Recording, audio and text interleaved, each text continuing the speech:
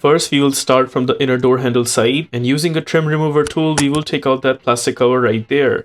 Behind the plastic cover, there is one screw that we will take out using a Phillips screwdriver. That screw is out.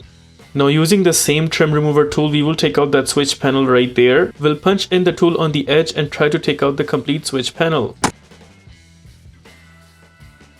Once the switch panel is pulled out, there are two plugs behind the switch panel, and we will take out the black color plug first. Press and hold the tab of the plug and then pull the plug outwards. First plug is out. Similar way, we will take out the white color plug. Press and hold the tab in the middle and then pull the plug outwards. Once both the plugs are out, this separates the switch panel from the door itself. Behind the switch panel, there is one screw that also needs to be taken out using a Phillips screwdriver. Notice this is one of the longer screws right there.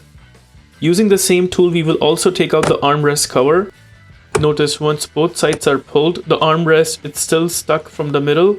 It's actually holding on to that right there. Just slide in the armrest a little inside and you would notice that tab is pulled out.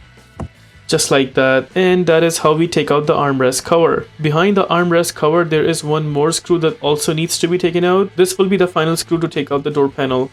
There's that screw taken out. Now from the bottom right side corner, there is actually a little space there and we can punch in our fingers. We'll grab that spot and then pull the door panel outwards. There you notice the door panel pulling out. Similar needs to be done on the bottom left side. We will pull the door panel outwards. Also pull out the door panel all the way till the very top. Now we'll grab the door panel and then slightly pull it downwards just like that. Notice behind the door panel, we will need to take out the inner door handle. We will just grab the cover of the inner door handle and slightly pull it outwards until it's completely taken out. And there you would notice the inner door handle is taken apart.